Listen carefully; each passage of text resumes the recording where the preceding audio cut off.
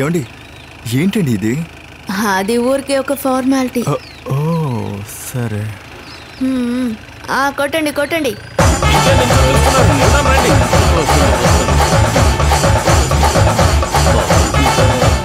ఈ ఆడవాళ్ళు మనల్ని బాగా ఇబ్బంది పడుతున్నారే గారు.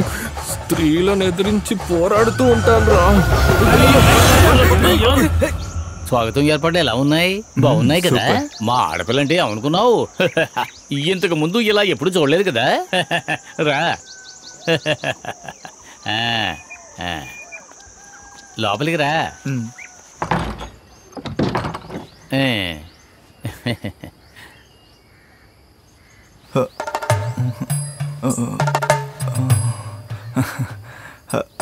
ఓ కుడికాలు పెట్టి రావాలా అని అనుమానం ఏమీ అక్కర్లేదు.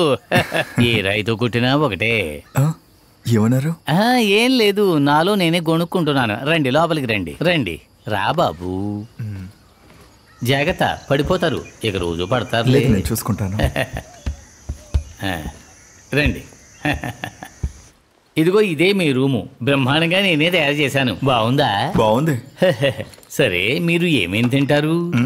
మీరు ఏమడిగినా ఏర్పాటు చెయ్యమని మా అమ్మాయి ఖచ్చితంగా చెప్పేసింది. అయితే ప్రెసిడెంట్ చాలా ప్రేమ గల వ్యక్తి అనమాట. మరి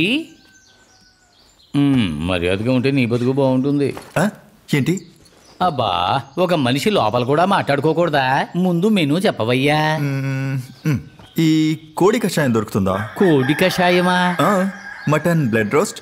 మటన్ ఇలా చూడు, ఈ డిష్లన్నీ నువ్వు చెబితేనే వింటున్నా. తిండికి కూడా పెట్టాడు పేరు. మాలాంటి మార్షల్ ఆర్ట్ ట్రైనర్స్ యొక్క మెనూని మీరు మీ జీవితంలో వినుండరు. పర్వాలేదు, నేను మేనేజ్ చేసుకుంటా. దారికి వచ్చావుంటే నీకేమో. డాడీ ఆగండి. ఇప్పుడు మీరేదో అన్నారు ఏంటి? ఇలా చూడు బాబు, నేను నాలోనే మాట్లాడుకుంటే ఈ విధంగా మాట్లాడుకునే వాళ్ళని ఏమంటారంటే పిరికి పందులోనే అంటారు. అలా చూస్తే ఈ ఊళ్ళో ఉన్న మగాళ్ళందరూ పిరికి వాళ్లే. రోజు భయంతో లూజ్ మోషన్స్ అవుతూ ఉంటాయి. పెద్దగా దెబ్బేం తగల్లా.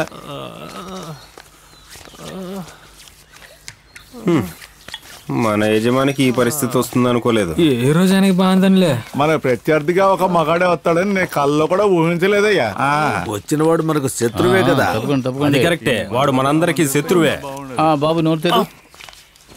సోడా కలపలేదు. ఇదేంటి ఇంత ముందు ఎప్పుడు తాగినట్టు? ఇప్పుడే మన ఆడవాళ్ళు మనల్ని ఇంట్లో రానివ్వడం లేదు. ఇక కుస్తీ కూడా నేర్చుకున్నారంటే ఇక మన గతి అదో గతి. హాస్పిటల్ ఖర్చులు కాస్త ఎక్కువ అవుతుంది. దెబ్బతింటానికి మేము అక్కడ ఉంటే కదా, అందుకే దేవుడు మనకి 2 కాళ్ళు ఇచ్చాడు కదా. అక్కడ నుంచి వెంటనే పరిగెత్తేయడమే. తర్వాత నేను ఇంటికి వెళ్తేనే కదా తను నన్ను కొడుతుంది. అయితే నేను కూడా మీతో వస్తాను. దేనికి? ఇలా బతకడం కంటే సావడమే మంచిది కదా. మనది ఒక పార్టీ, దానికి లీడరు. ఇదిగో చూడండి. గుడ్లు కావాలా? గుడ్లు మర్యాదగా వెళ్ళిపో. ఇప్పుడు మేమున్న పరిస్థితుల్లో మాకు గుడ్లు కావాలా? బుద్ధి లేదు. నువ్వే పోవే. మన కోపం తెప్పించాలని అలా అడిగెళ్తుంది. ఆ కుస్తీయుడు ఊరికొచ్చాడని అందరు పొగరా. కరెక్టే, వాడిని మనం ఎక్కువ రోజులు ఇక్కడ మనతో ఉండనివ్వకూడదు. వెంటనే వాడిని ఇక్కడ నుండి తరిమేయాలి. స్త్రీలు ఏ ఆత్మరక్షణ కళ నేర్చుకోవద్దు, దాని గురించి తెలుసుకో. అవును. ఏంటమ్మా, ఏం చేస్తున్నారు? త్వరగా రండి, ఎంతసేపు అవుతుంది? త్వరగా వెళ్ళు, త్వరగా వెళ్ళు.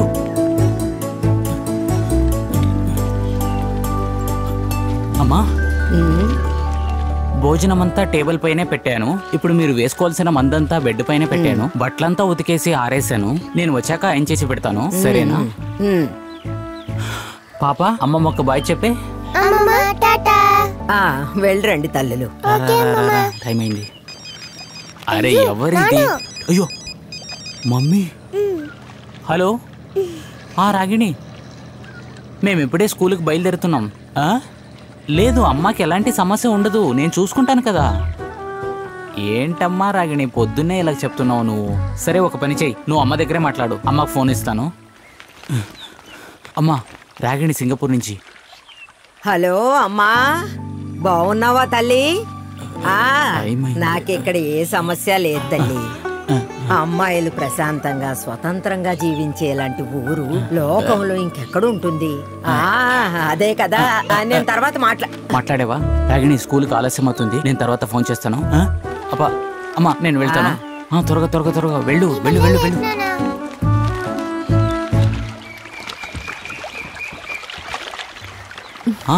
రామా ఎవరమ్మా ఇది? మీకు ఇంట్రడ్యూస్ చేద్దామని. మదన్ మొగోడైనా కూడా అమ్మాయిల తరపునే. లేదు తన టీం అని చెప్పాను అంతే. అది లక్ష్మి అమ్మకి ఇంట్రడ్యూస్ చేద్దామని తీసుకొచ్చాను. సరే మీరు వెళ్ళండి. రామా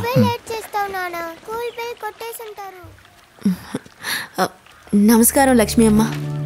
నమస్కారం. ఈయన చంద్రు మాకు ట్రైనింగ్ ఇవ్వడానికి వచ్చారు. ఓ లక్ష్మి అమ్మ ఈ ఊరికే పెద్దవారు. నన్ను ఆశీర్వదించండి బామ్మగారు. ఆ అమ్మాయిల శక్తిని అర్థం చేసుకున్నాడు. బాబు లేనాయనా చల్లగా ఉండు. రేపటి నుంచి ట్రైనింగ్ మీరే వచ్చి ప్రారంభించాలి.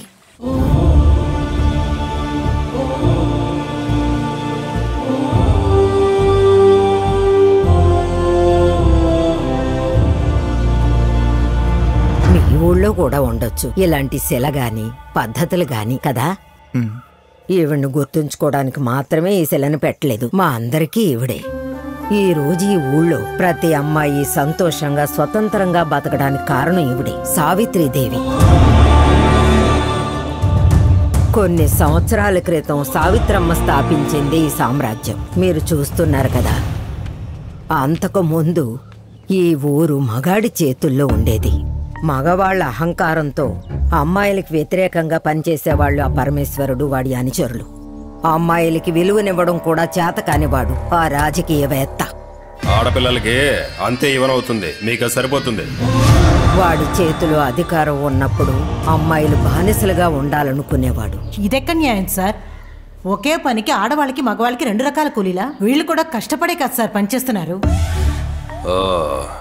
ఆడవాళ్ళకు కూడా ధైర్యం వచ్చిందా? అది కూడా ఈ ఊర్లో. ధైర్యం రాకూడదా? ఆడవాళ్ళకి కూడా సరిసమానంగా కూలీ ఇచ్చి తీరాలి. అలా ఇవ్వలేదే అనుకోండి, రేపటి నుంచి ఏ ఆడపిల్ల పంచాయతీ పనులకి అస్సలు రాదు. రా.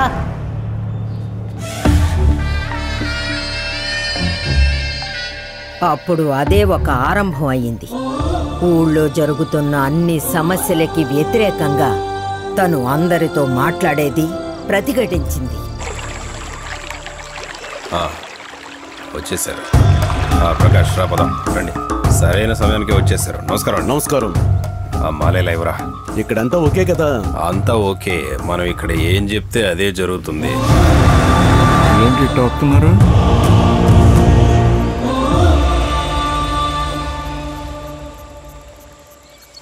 ఈ సరస్సుకి ఒక బ్రిడ్జి కట్టిమని మీకు చెప్పి చాలా సంవత్సరాలైంది. ఇప్పటికీ మేము ఆ గతుకుల రోడ్డు మీద ఎన్నో గంటలు అడవుల్ని కొండల్ని దాటుకుంటూ వెళ్లడము రావడం అంటూ జరుగుతుంది. ఒక బోట్ సర్వీస్ కోసం మేమంతా దీన్ని చర్చిస్తున్నాం. మరే చాలా గొప్ప విషయం. మాకు జరిగే పనులే కావాలి. అవన్నీ మీరు చెయ్యాలంటే మగాడైతే మాత్రం సరిపోదు, వెన్నెముకుండాలి. లేదు అదేంటంటే అది మాత్రమే కాదు, కనీసం మంచినీళ్ళు ఇప్పించమని మిమ్మల్ని బతిమాలుకున్నాం. ఇంకా ఉప్పు నీళ్లు తాగుతూ వ్యాధిగ్రస్తులవుతున్నారు ఇక్కడున్న పిల్లలంతా కూడా. అలాంటప్పుడు ఎలక్షన్స్ వస్తే ఓట్లడుక్కోవడానికి కష్టపడొస్తున్నారు కదా నాయకులందరూ. ఇక మీదట అలా రాకండి. ఈ ఊరి సమస్యల్ని మేమే చూసుకుంటాం. ఏం ఊర్రా ఇదంతా? పదరా. ఉన్న పనులన్నీ వదులుకుని వచ్చినందుకు నన్ను చెప్పుకోవాలి.